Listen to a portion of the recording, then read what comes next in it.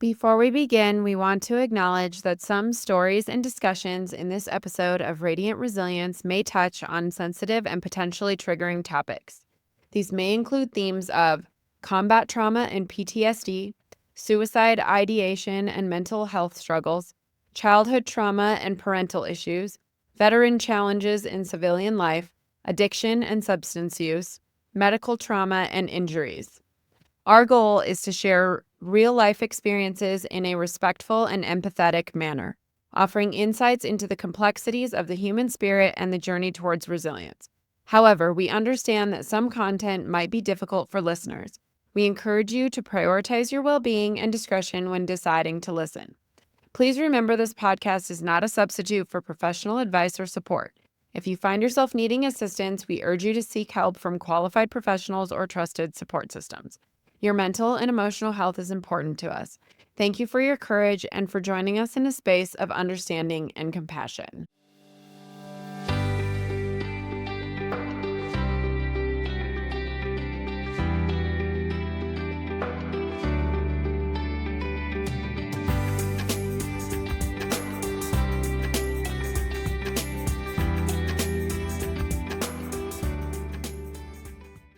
Welcome back, everyone, to Radiant Resilience. I have my first male guest on the podcast today, and I just want to put a disclaimer out there that this was not intentional for it to be an all-female interview situation, but it's just worked out that way. So I am really excited today to welcome Adam Peters.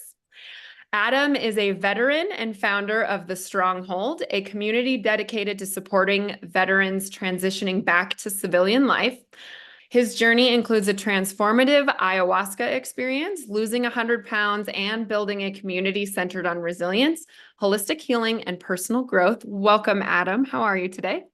I'm great. Thank you so much for having me. I'm super grateful to be here, and I'm excited to share my story. Yeah, you seem like you've had quite the journey in life so far. So I'm going to let you take the lead on wherever you want to start as far as your story goes, and then we'll just go from there. Yeah, so I guess my story starts. I was born and raised in southern Indiana in the farm towns. I grew up in a broken home. I grew up with a lot of, I don't know, I would say adversity around relationships because my mother and father were not, they didn't co-parent well, particularly my mom.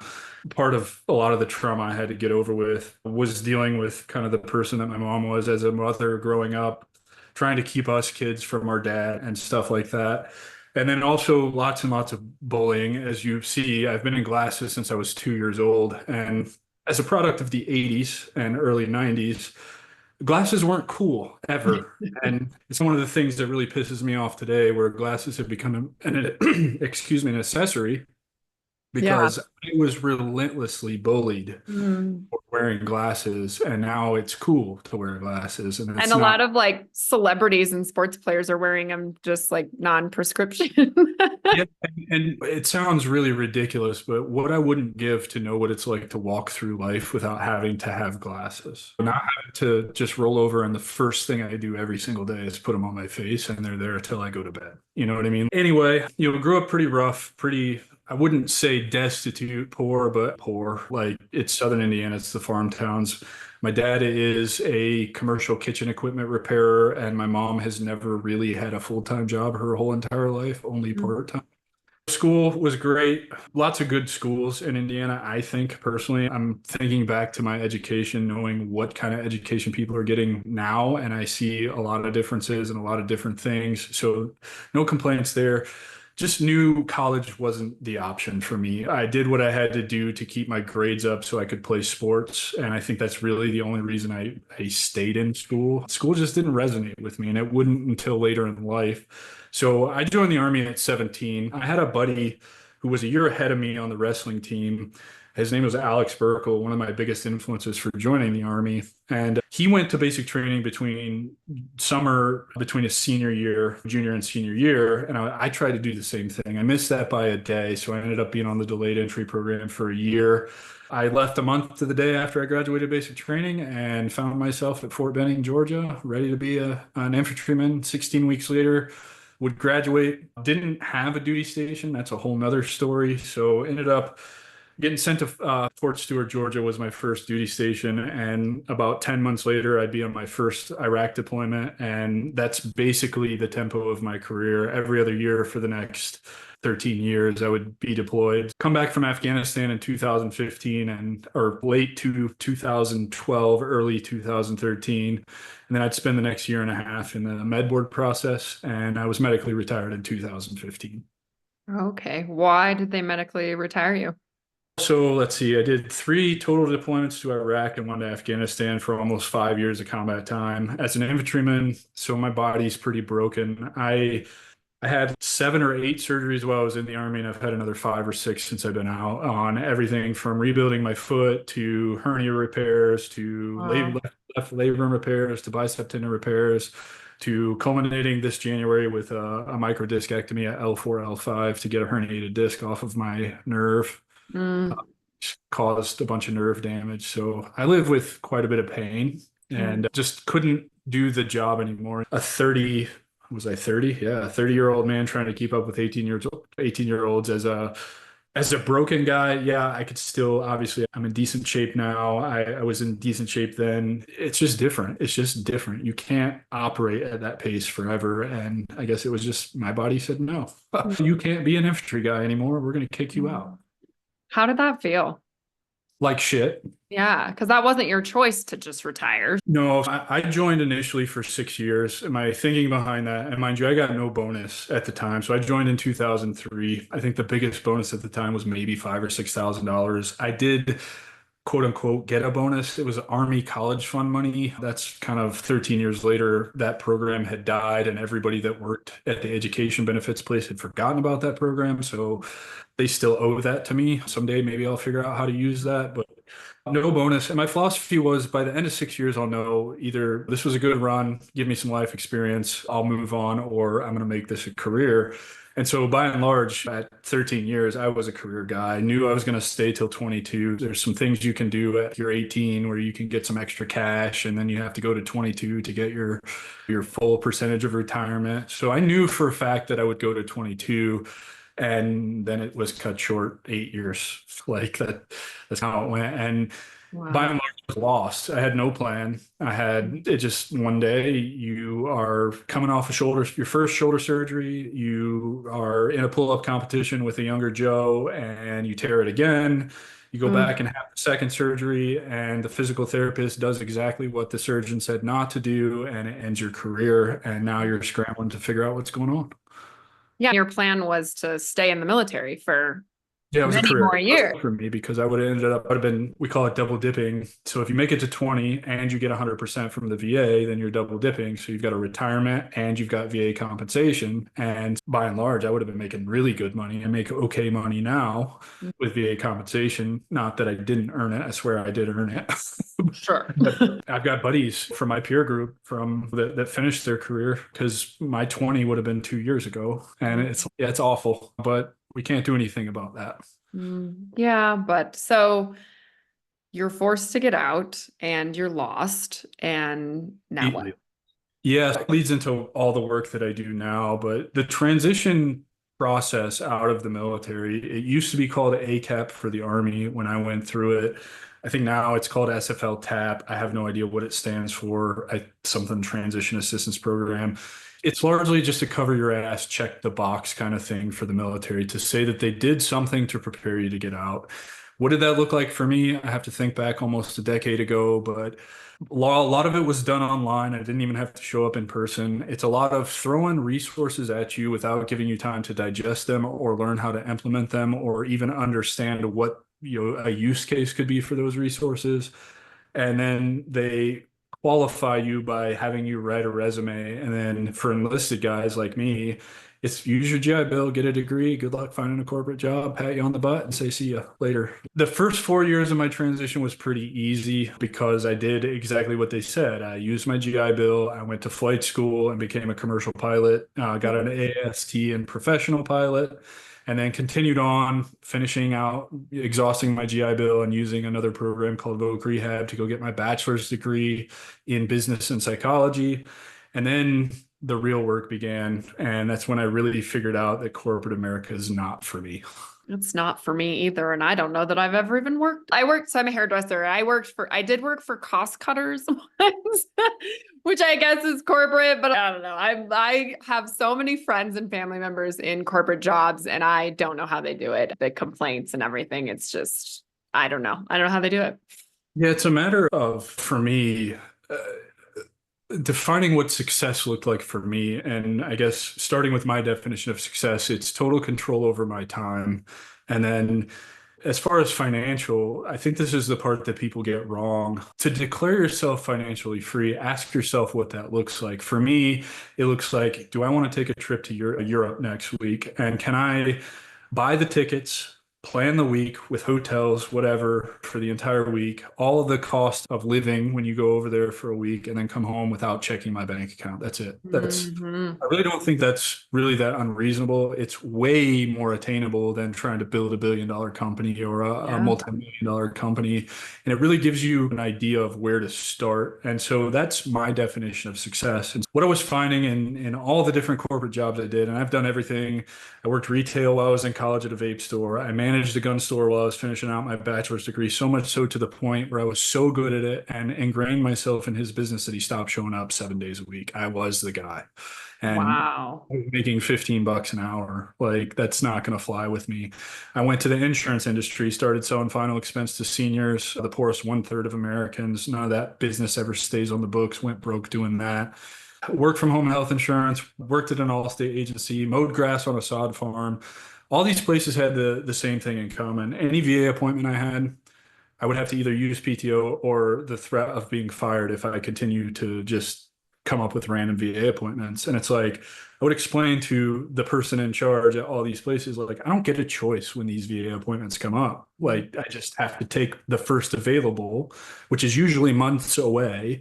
Then I Yeah. forget about it because they give you a printout that you're just going to wad up and throw in the trash can, and I was just fed up with that. I don't like entitled veterans, and I don't consider myself an entitled veteran, but I feel like I earned the right to go to a VA appointment no matter what job I have and not be penalized for that. Yeah. And that doesn't sit well with me. And long story short, had an event that I know we're going to talk about later in the episode that changed my life and really got me out of my own way and really informed that I don't have to play in that box that society has drawn for us. And I can live a life that is in alignment with my core beliefs, values, and passions. I love that. Yeah.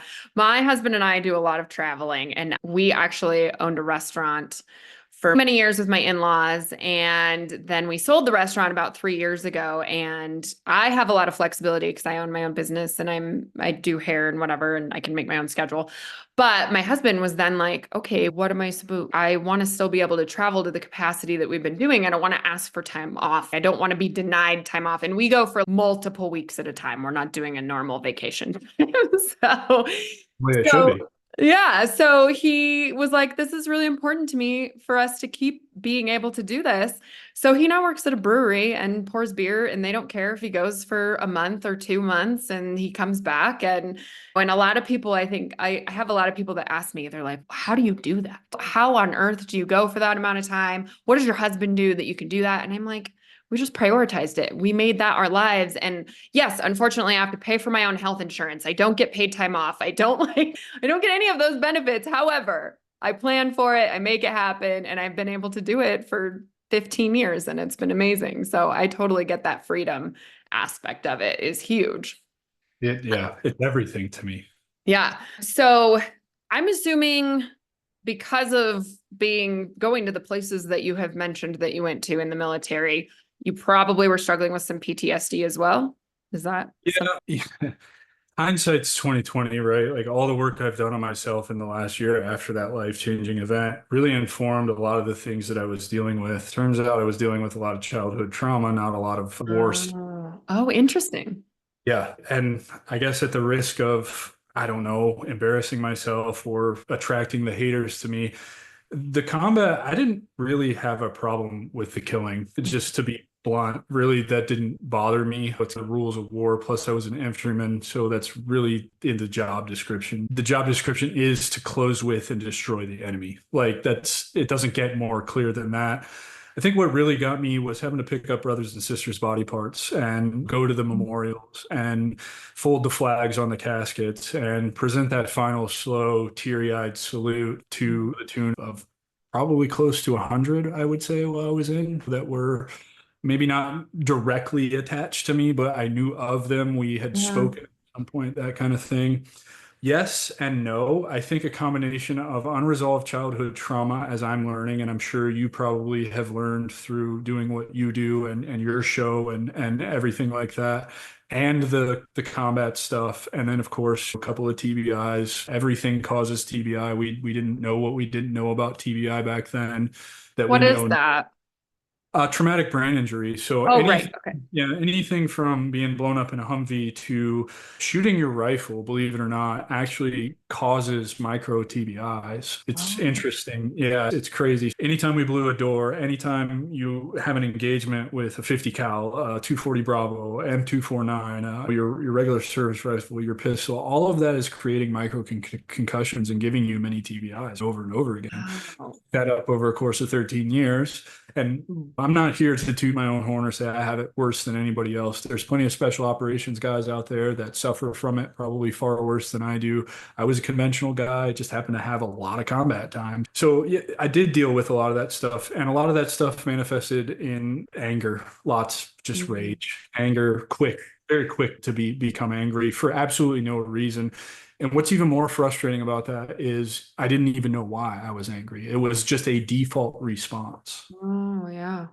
So yeah, that was probably my biggest challenge was that. And then just the loss of identity and purpose after transitioning out. Yeah. My whole life from 17 to 30 was the army. So I don't know anything else. I have no idea who I am as a person. Who is Adam, right? Like I was coming from a broken home, from poor in southern Indiana to the military where really I'm a target. That's what they want. I'm a prime candidate because they can mold me into that fixed mindset of be the best army infantryman for the cause and the army that you can be. And you quickly become consumed by that. And then thinking I was going to go to 22 years and actually only getting to 15 with no plan, you quickly start to figure out that you don't have a place in the world and you might as well just end it all because it's better than just waking up and feeling empty every single day with nothing bringing you joy whatsoever. It's a lot of the first thing that goes is the physical activity, then the weight gain comes, then you start to feel like shit, then you start doom scrolling countless hours of YouTube, podcasts, fucking video games on your phone, whatever that looks like. And then you're on your Harley riding down the freeway. Wow, if I just throw this into a tree at 120, it all ends. Mm. And so that's what it looked like after I finished college and was in the civilian workforce trying to figure out like none of this shit resonates with me. Here I was going overseas, a well-respected leader. I didn't think highly of myself, but I've since accepted that I was a good leader based off of still the mentorships that I have with active duty soldiers now. I just like I was this leader and I went to combat and I did all of these things and here I am, I'm fucking working a vape shop or managing a gun store and I'm grateful for all of those opportunities, particularly the vape shop and the gun store. The vape shop was family owned. They are largely responsible for kicking off my entrepreneurial spark and really giving me the chance to learn and grow as an entrepreneur, whether I knew it at the time or not. And so, Larry and Margot, I don't know if you ever hear this, but I love you guys very much. And I'm Oh, super grateful for you guys. But I felt like all of those things were beneath me, yeah. if I'm being Yeah. honest, right? Like, I've got 13 years leading men into combat. And I say men because I was in a combat arms unit before women were allowed in them. So I didn't lead women, I led men Mhm. and took them to war and brought them home. You know what I mean? That's a huge, to me, that's a huge resume bullet that can translate to, Yeah. right? And the corporations don't see it that way. So any kind of leadership position that I felt like I was qualified for, it's bro. You don't have a master's degree. You don't have 15 years experience in this industry. We don't want you. And so that's a lot of what I dealt with. And that's pretty defeating, if I'm being completely honest.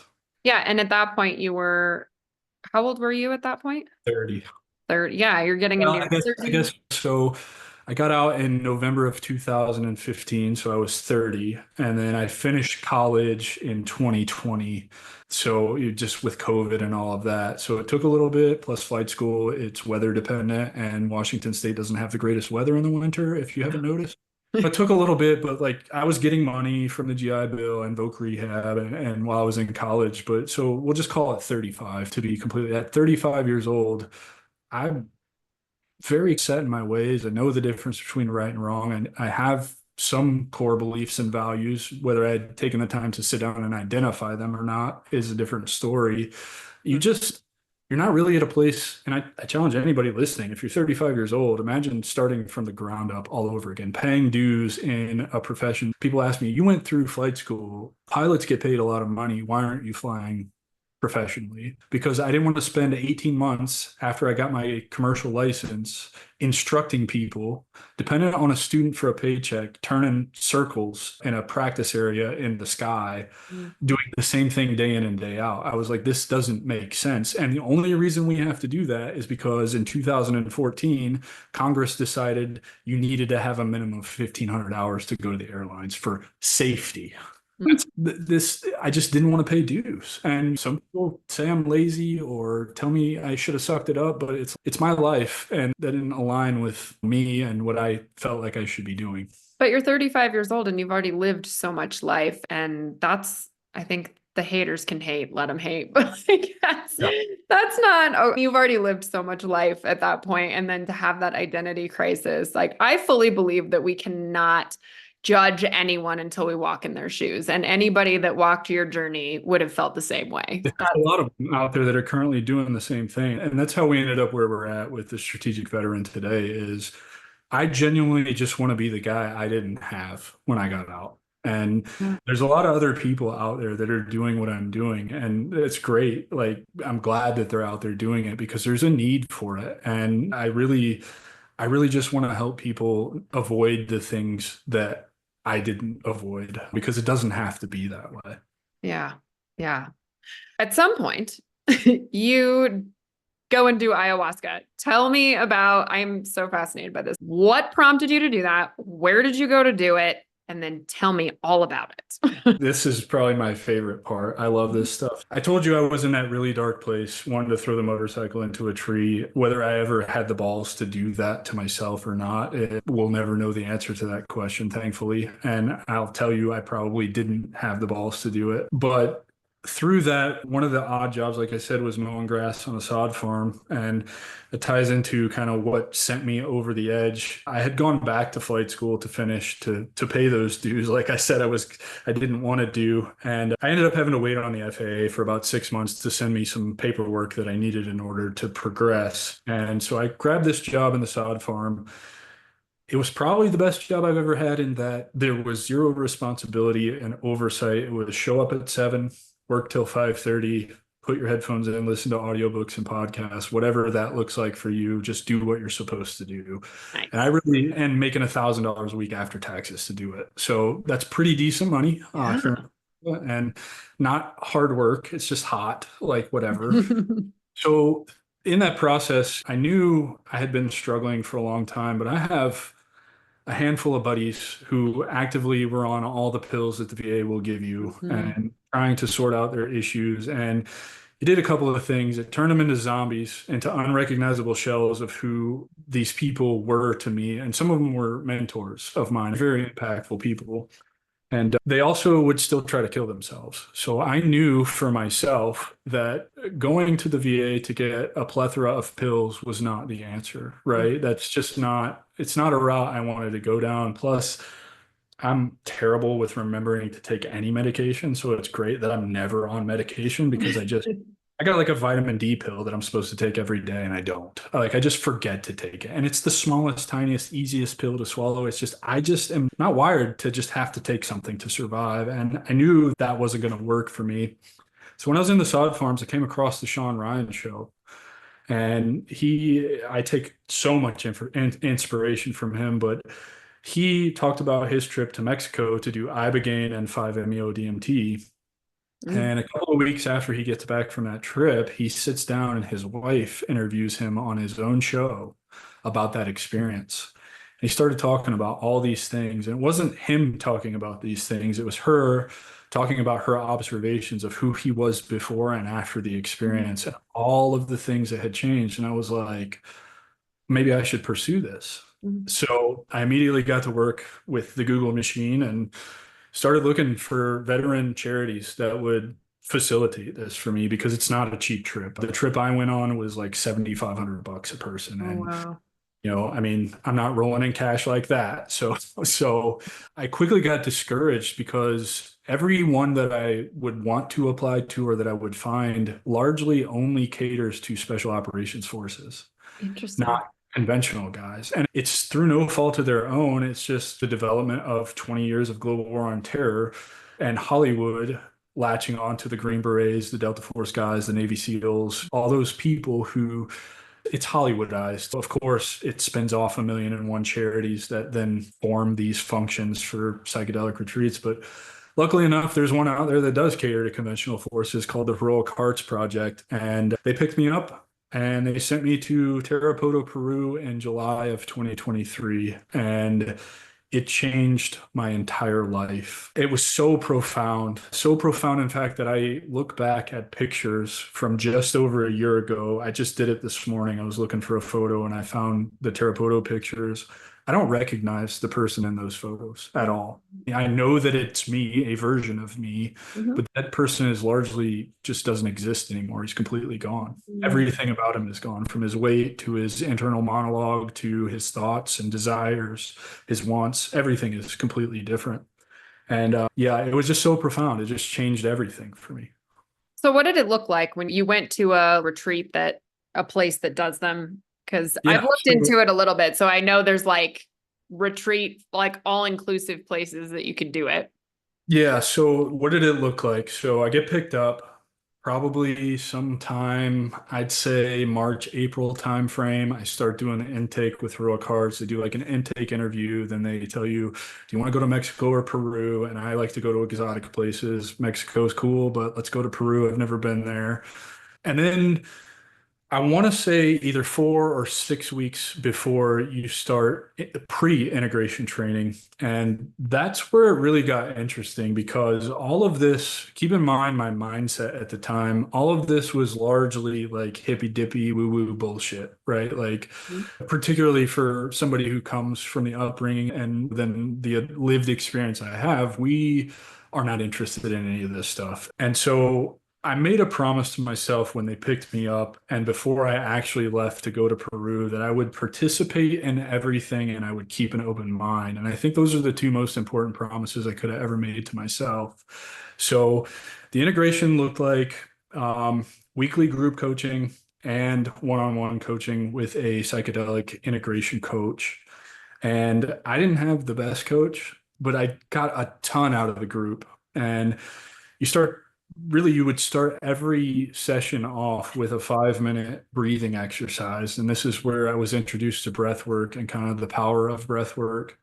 And then we would talk about things like mindfulness, meditation, yoga, grounding, abundance mindsets, gratitude. We would talk about setting intentions and what you hope to get out of this experience and the difference between intentions and expectations. And so that went on for 4 or 6 weeks. And then the day comes and it's okay. Here's your ticket. Go to Orlando, get on an airplane. You'll fly to Lima, Peru, land in Lima, have a little bit of a layover, get on another airplane and go to the smallest airport in the world in Tarapoto. And then you spend that day and half of the next day at a really nice hotel that they facilitated to put up. It was called the Greenhouse Tarapoto. Jorge, it was amazing. It's a family owned hotel. He treats you like your family. It was great. Mhm. And then they come and pick you up and they take you up to the high jungle in the Amazon rainforest. And you kind of wind through the mountains or whatever, and you get to this parking lot, and then there's a bridge. And they didn't say anything, but some of the members of the cohort, there was 12 of us, we're crossing this bridge. We're not going to come back the same people. And you don't really know that. And I've got a video somewhere of us all walking across the bridge. I'd say it's probably close to 100 feet long, like, over this river winding down the mountains. And then you're in this retreat space, and it's the most beautiful place I've ever seen. Everything's solar powered. They do have water. They have chefs on staff to cook very clean, great meals, and the real work begins. You get an introduction to the lay of the land, and you meet the facilitators and the owner, Vlad, who's an amazing human being. And you do your first flower bath, which is to cleanse the evil spirits and move the dark energy away. And then you'll do some over the next day or so, you'll do some ayahuasca talk and learn how to handle these ceremonies. And then Fourth of July, it's ceremony one. You eat lunch, you shut it down. 7 o'clock is the first ceremony that night. And that's when my life changed. Mm. How long was the trip then for? A whole week. Yeah. So Okay. the second through the seventh, I was gone from the first to the ninth, I think, something like that. So you're like at the retreat for 5 days, day of travel on either side, Yeah. whatever. Got to explore Terapoto afterwards. But I will leave the details of what taking the medicine actually does for you and all of that. That's largely personal, and I'm still trying to unpack a lot of that stuff. But what I Sure. will say is, what did I get out of it? A lot of things. I learned that magic is real. I learned that God is real, or the universe, as I like to refer to it, and that everything's connected. I Mm. also learned how to love and respect myself. I learned that I was capable of so much more than anybody ever gave me credit for in my entire life. And I learned that it's okay to live life by my own standards. Mm. I don't have to Yeah. fit anybody's mold of what they think that I should be, period, whatsoever. And Mm. that's really weird for me because I used to pride myself in walking around arrogantly thinking, I don't give a fuck what people think of me. I really did. I actually did care. And the difference now is I genuinely don't care. I do not care what you think of me because I know exactly who I am and what I'm Mm. doing. I love that. I love that you were able to figure that out. This topic has been coming up a lot in my most recent episodes of our societal expectations, norms, what's expected, what's not expected. And it is really hard to change that in our minds of, I don't have to do this. I don't have to do that. I personally am, I've been very open about this on my podcast, but I struggled with infertility. And as a woman, you're supposed to be a mom in this society. And that's been a topic that's come up a lot too, is like, that does not define a woman is having children. And so I think it's just so hard to break those societal norms that we've been conditioned to think for our entire lives and beyond that. Yeah, I learned so many other things too, not to get like out there or conspiratorial, but big food and big pharma are largely responsible for keeping all of the things that I learned on this experience a secret. Attitude, abundance, yoga, breath work, grounding, all of those things are free and they all make an immediate difference in your life if you start practicing. And I know this because I've given these tools to other veterans who are transitioning. And in about 15 minutes, something as simple as walking into the other room and telling your wife you're grateful for her will Mm. absolutely change your mindset. A Yeah. 100,000%. And I have the text messages saying that they were both crying after I gave them the assignment. And that I don't think we've ever been closer since I did that Mm. to prove that this shit works. And that's a lot of what the retreat's not really about taking the medicine. It's a large part of it. I would be lying if I said that it wasn't, but you're actually there to learn all of these things that have been kept secret from us, like the fact that we have more unprecedented access to food than any other time in human history. Mhm. Ever. We things like ice water is actually not good for you. When in human history did we have access to ice water, to drink ice water? Mhm. Ever. I do love my ice cold water though, but I get Since what you're saying. my experience, the only time I drink ice water is if we're out at a restaurant because that's how it comes. But it's Yeah. these little things like being addicted to things other than the traditional substances, drug and alcohol, marijuana, Mhm. all that stuff. I was addicted to sugar. Yeah. I think Sugar. probably most Americans are. Well, and I didn't realize like how bad it is for you. Learning that alcohol is actually probably one of the worst things we can ingest. It's straight poison. It is so damaging to all of the systems of our body. Learning And yet things, it's legal and it's such also a societal norm. That's what we do when we go to people's houses, when we socialize. Like it's Yeah, that's super interesting to me too. Yeah, learning things like you can have a healthy relationship with another psychedelic like cannabis, and it doesn't have to consume you. It can actually build you. It's not a secret. I love cannabis. I'm an avid user of cannabis and probably will be for the rest. That's another reason I don't fly anymore because FAA frowns upon that. Yeah. But it's the difference between setting the intention and having an expectation. So whereas before my trip, I would get high to escape, now I get high to work on myself, to Mm, explore parts of myself that I may not be able to reach without some kind of help. You know what I yeah. mean? And I'm not saying that it's a blanket for everything, that I can handle everything on my own. In fact, last week I just made a post on LinkedIn. I'm reaching out to the network that I've built. I've hit a wall with some things in my life that I need help dealing with, and I was looking for a counselor. But before that trip, I would have never asked for help. I would have thought that was, as a man, particularly as a man in our society, Yeah. that is the absolute biggest show of weakness that you can get. And I'm here to tell you, no, it's not. In fact, I think personally, it's the strongest thing you can do as a human being is to be vulnerable, admit that you don't have all the answers, and go ask somebody for help. Yeah. Yeah. And I think men nowadays are just now finally starting to tap into being emotional, feeling emotional, and that I'm glad that's starting to change in society. I think it has a long ways to go still, but yeah, we definitely need to nurture our men in their emotions because you guys have been taught to suppress them for generations. Yeah.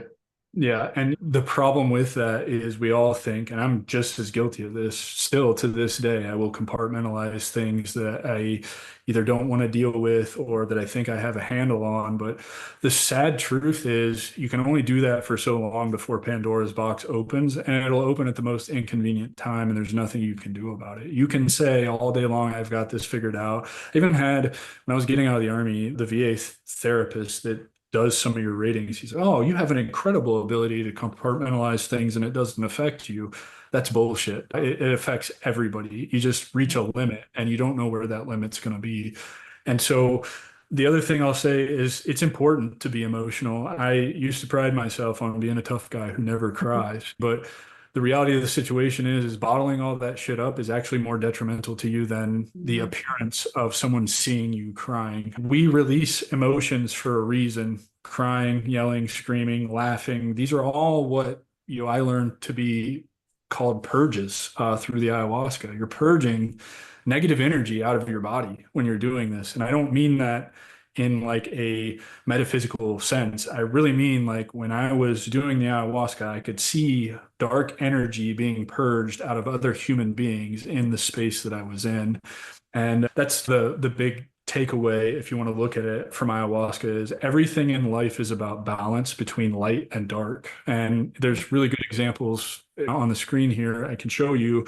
If you look at your wall with the moon on the wall, the Mhm. darker gray with the lighter moon, the ceiling is white against it's everywhere. The dichotomy is on your microphone with the white border and the black. It's just your hair and your sweater, right? Like your eyes and your face. It's literally everywhere. It's all balance.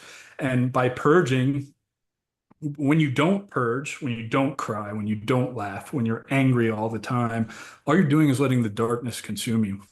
And you're Mm, becoming out of balance. And mm, I believe we're creatures of light, particularly because I know that there is something much, much larger out there now. And we're created in that image, and that image is as bright as it can possibly be. So the balance between light and dark is what it's all about. And so now my whole life is about maintaining that balance, whether that means I need to cry today, I need to yell tomorrow, I'm going to laugh all night tonight. I need to share in some kind of hard thing that you're going through and be an ear for you, whatever that looks like. It's all about maintaining balance. yeah. Yeah. I love that. I recently had a conversation with somebody about how, as human beings, we seem programmed to focus more on the negative in life. And I'm guilty of it too. From time to time, I have an amazing clientele of clients, and I will have one negative experience with somebody, and it is so hard for me to pull myself out of that. And it's so easy to just be angry and focus on that. And then my husband will say to me, but you have so many amazing clients. I'm like, yeah, You're right. But why do you think, as we're talking about this light and dark, why do you think as humans we're naturally drawn to the negative in a lot of cases? It's our ego. Yeah.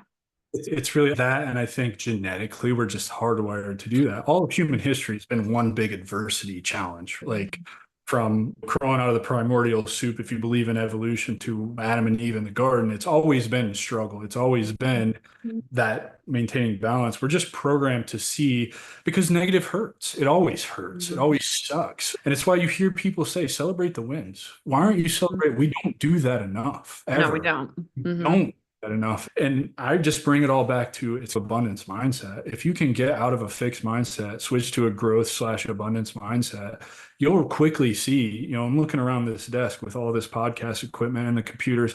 I have more than most people in the world have on my desk right here, and it's in a Yeah. house Yeah. which contains more stuff that most people in the world don't have. I think that's another big driver is particularly in the United States, we're trying to keep up with the Joneses. Mm. We always want more. We always want more. I'm just as guilty. I'm not sitting Yep. here preaching to anybody. However, I just took action to do something to mitigate that, to be disciplined in not wanting more. I want more all the time. My big thing is right now, we own one car. My wife Hmm. and I share a car. She works outside of the home. I work from home. And I want another car because I'm tired of having to move my gym schedule around or having to go to Orlando for a VA appointment and having to move things around to get the car or whatever that looks like. But I also want to keep doing what I'm doing with an infinite runway. And in order to do that, I had to sacrifice some things. Yeah. Need those things. What do we need two vehicles for? What do I need another $450 a month payment on top of whatever insurance is going to cost, on Yep. top of maintenance and gas? I don't need that. Yeah. There's no reason for me to have that, Yeah. you Yeah, it's know? really interesting with all the traveling that I've done. When I'm out of the country and I'm seeing the more developing countries and the poorer countries, I change my mindset. I'm like, oh my gosh, we're so lucky to have what we have in America, the life I'm living. I'm able to travel to these places. And then it's so easy to come back and get caught up in the whole cycle of keeping up with the Joneses again. And I have to check myself very regularly. We had a mountain guide in Malawi, Africa. We did a hike and he's amazing. We still keep in touch with him via WhatsApp. And he had like holes in his t-shirt. And my husband, at one point, we were spending 5 days, 24/7 walking together. And my husband said to him, Robert, you need a new t-shirt. You have holes in your shirt. And we knew that at the market, you can get a t-shirt for 50 cents. And he was like, I can't afford one. And that was like extremely eye-opening for me. I was like, oh, wow. And then later in the trip, we ended up having a conversation about cars. This is what made me think of this. And he's, how many cars do you have? Because he was telling us he wanted to be a minibus driver, that he didn't want to be a mountain guide anymore. He wanted to be a minibus driver, but he had to pay for the schooling and he had to buy his own minivan or minibus and whatever. And he's, how many cars do you guys have? And I was like, oh my God, I don't even want to tell you. I can't. We are not excessive human beings. My husband is very much a minimalist. And so we find a healthy balance. But at the time, we each had a car. And that was way more than he has ever had. And so I don't know. It's one of my favorite stories to tell because it was just really eye opening for me to come home and be like, okay, I have a lot more than a lot of people out there, and I should be more grateful for it.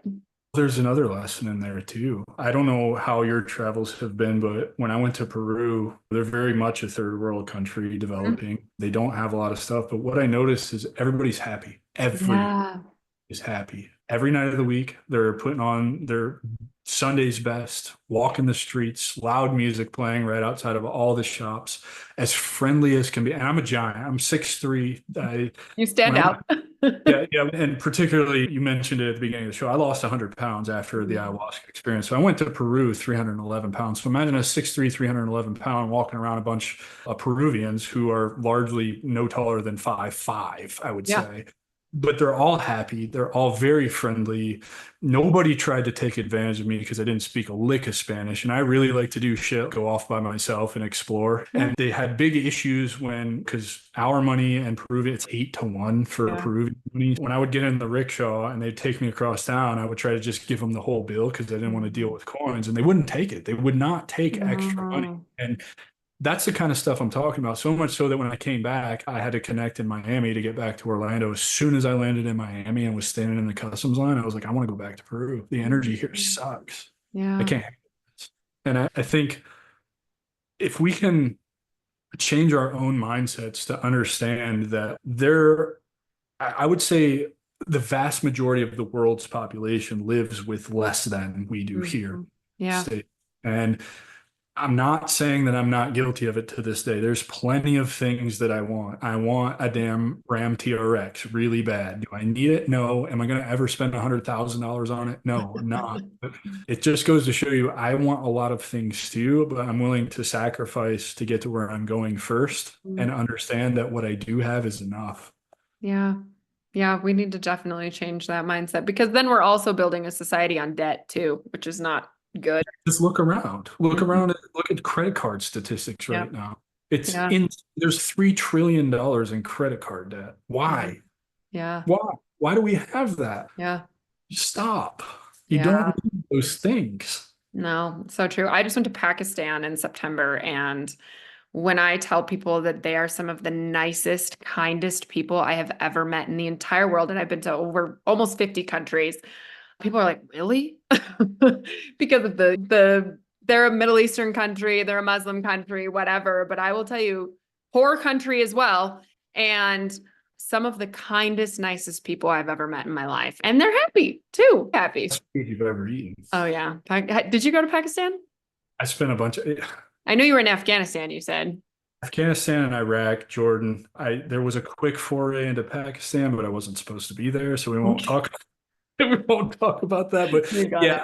I haven't been to like a market or anything to visit Pakistan. We had a bad leader who led us the wrong direction. We crossed the border, may or Oh may not have man. fighter jets that were involved, kind of scary, minefields. Uh, Mm, but no, the best rotisserie chicken I've ever had in my life came from Iraq. Peru. From where? No, Iraq. Iraq. Oh, I thought you were going to tell you Peru. They love their rotisserie chickens there too. No, Peru was an awesome experience. After the retreat, we got to spend an entire day in Tarapoto before we flew out and Yeah. just going to the market. And they still do things the old school way, slabs of meat hanging on the hooks, ready Yeah. to sell you right there. They just killed it this morning. Yeah. Oh yeah, absolutely. But some of the best food I've ever had have come from third world countries. Hmm. Yeah. Yeah. I think my least favorite food of all my traveling was the Philippines. Been there, so no. Philippines, and I suppose when you're talking about like third world country Africa, I went to Ethiopia. They had fantastic food, but like I went to Uganda, Tanzania, and Malawi. And I guess as far as like local food goes, it's because they're all so poor, it's whatever nutrients they can get that's cheap and filling. And so there wasn't a lot of flavor there because spices are expensive, right? So maybe those are the two places. But I was surprised by the Philippines because usually Asia has really good food. But yeah, it's a huge part of traveling. So now you are working with veterans who are transitioning out of the military and into life. Yeah, any veteran, really, any Okay. veteran transitioned or transitioning. The aim, the long-term goal for the strategic veteran, which is a podcast, it's really a whole ecosystem, but the long-term vision is to reverse engineer the current transition program that they have and make this a better version of that's mandatory for them to go into. I have lofty goals of really trying to turn this into an entrepreneurship pathway that if they can get into it for 6 months before they get out, they can at least have a solid foundation, learn about things like email lists, the things that drive a business forward that can make you honestly more money than you're ever going to make in corporate America. I really believe that. And I really believe you can do that by discovering who you are as a person, your core values, beliefs, and passions. And then you can build an entire empire around your passions, beliefs, and values. And I want to turn that into a transition program to help at least get them started so they have a clear path when they get out. But I just really just give all of the knowledge I have away to every single veteran who reaches out to me, like whether they're struggling, whether they just have a quick question, whatever it looks like. I just want to be the guy that I didn't have. And Mhm. I think it's so important because they can avoid a lot of the mistakes and the pitfalls and the dark days. And I wasted 8.5 years of my life, eight and a half Mm, years. And if you really think about that, I'll be 40 in May. So I wasted my entire 30s trying to figure it out. yeah. And I don't want that for anybody else. And it doesn't have to be that way. Yeah. Yeah. I love that. I love that you're helping people. Do you think we're told all the time? I don't know if I can ask this question without going into politics, but we're told all the time that veterans do not get the assistance that they need through the government, through the VA, whatever. Is that true? I think to a degree that is true, yes. You have to think of the VA, the military, all of it, such a large machine and it takes a Sure. lot to make it run. So my experience is going to be different from somebody who was in the Air Force and got out in Colorado versus.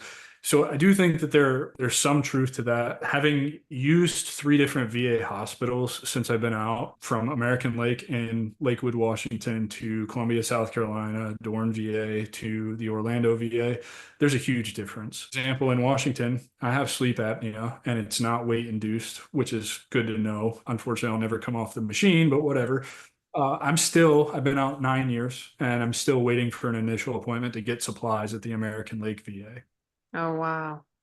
Versus like here in Orlando, they're really quick. The longest appointment I've had to wait for anything routine is 2 weeks. For anything, I think the overall longest one is like 8 months for a dental appointment, but they're just so overloaded. That's understandable. Yeah. So there are discrepancies there. I do think that the VA rating system to get VA compensation or disability, however you want to refer to it. I don't like disability. I think that's a bullshit term just because it insinuates that you're not able to work, and most of Mm. us are. I think we should just call it VA compensation. But people and their ratings, that's another. I got fortunate. I had a really good VA rep who went through my medical record, who had a list a mile long of things that I should be claiming because he knew his job and he really cared and wanted to do his job. But somebody in the med board process that I was going through with got less than because he didn't have those reps. So I think there's lots of problems there, and that's perpetuating this picture that we don't have all these resources or we're not taken care of. It's because lazy people don't give a shit and they don't want to do their job. And Mm.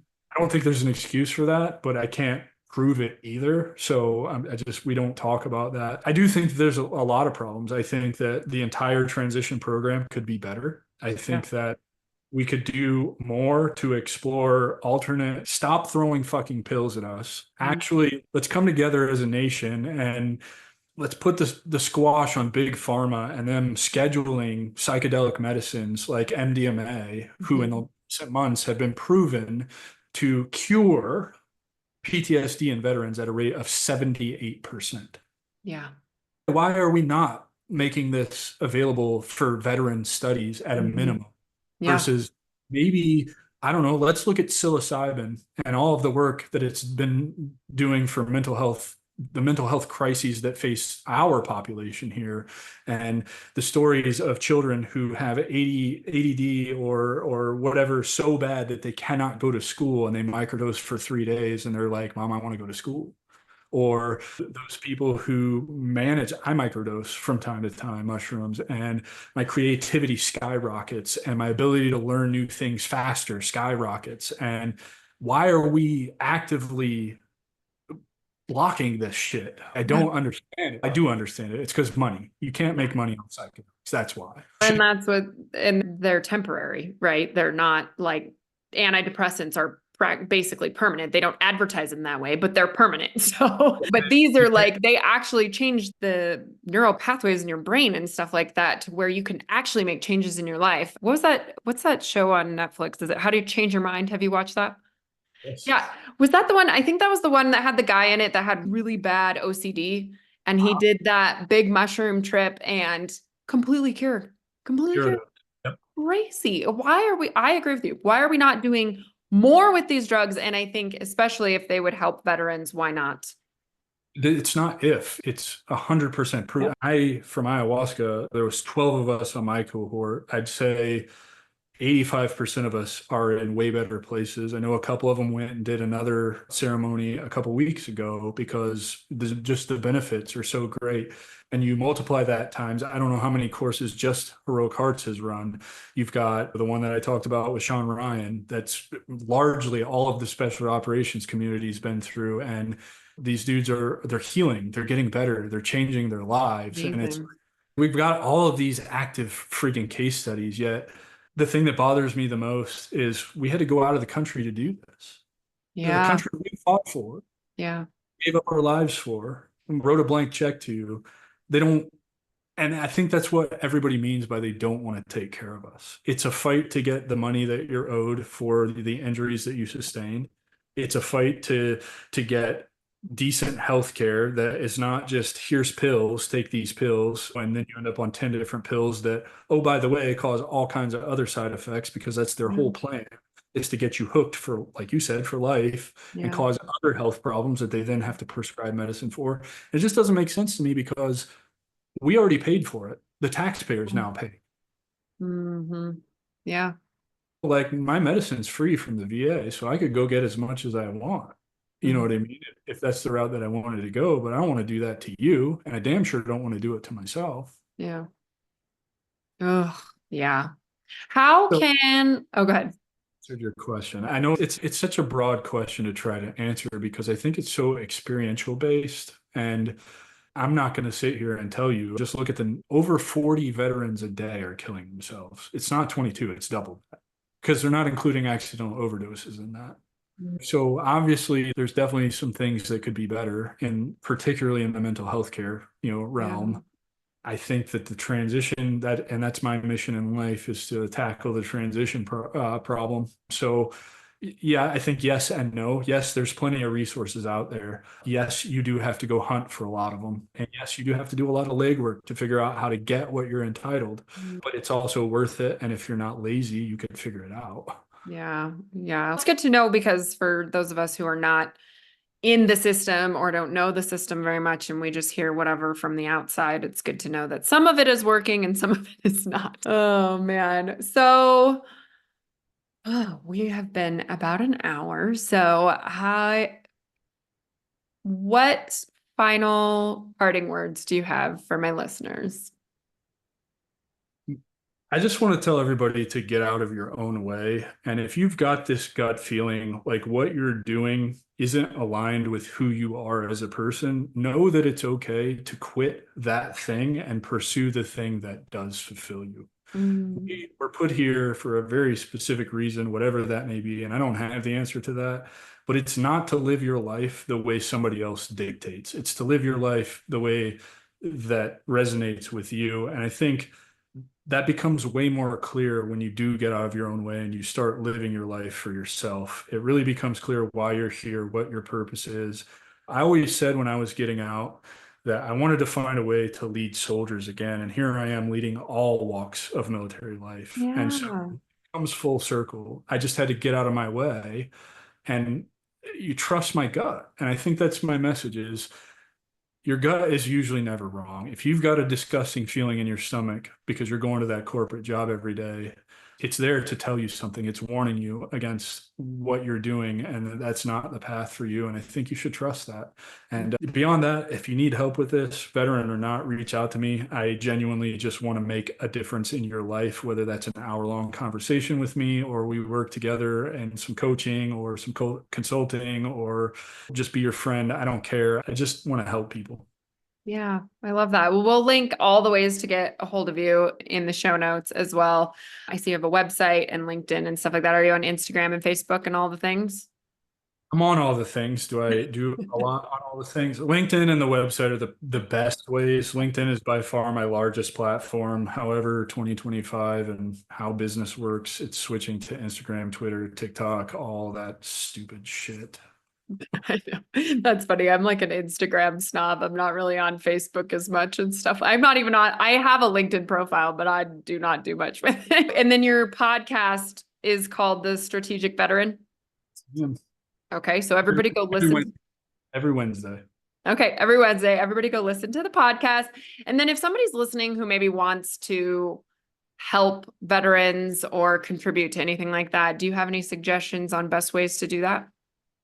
Yeah, just get started. Honestly, reach out to me. I can find something to point you in the right direction. Reach out to any veteran creator that you see on LinkedIn. I say LinkedIn just because I think you're going to have better response rates on LinkedIn.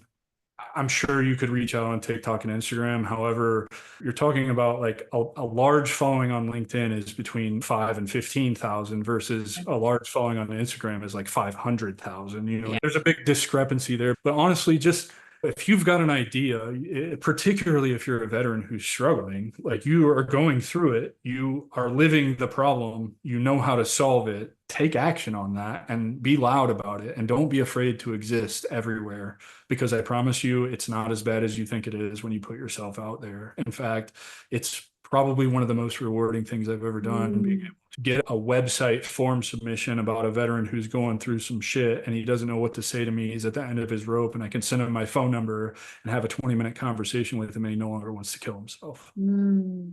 Yeah. I, by and large, have no clue what I'm doing. I just know that I have walked a mile in the shoes that they're in, and I know that I have some valuable information if they're willing to talk to me and listen Yeah. and ask the right questions. Yeah. I love that. I love that you're taking your experience and helping people. And I think there's something so powerful about being open and honest about your journey and your story. And I know for myself, it's been inspiring to see how many people I've helped or people that have reached out that are going through the same thing. So, as scary as it might be to put it out there and open it up, I think most people I've talked to have said that was the best thing they could have ever done is be open about it. The only way out is through. Yeah. So true. Thank you so much, Adam, for this conversation. I really enjoyed it. Thank you for sharing your personal struggles, your journey, everything. I don't take that lightly because I know that's not an easy thing to do. So thank you very much for being my first man on the podcast. I think it went great. So much for having me. I really care about the work that I do, and I really just want everybody to see that they can live a life that they've always dreamed of. It's really not Mm, hard. Just get out of your own way. yeah. Yeah. So true. All right, my dear. Thank you so much for being on here. And thank you, everybody, for listening. We'll see you on the next one. Everybody, thank you.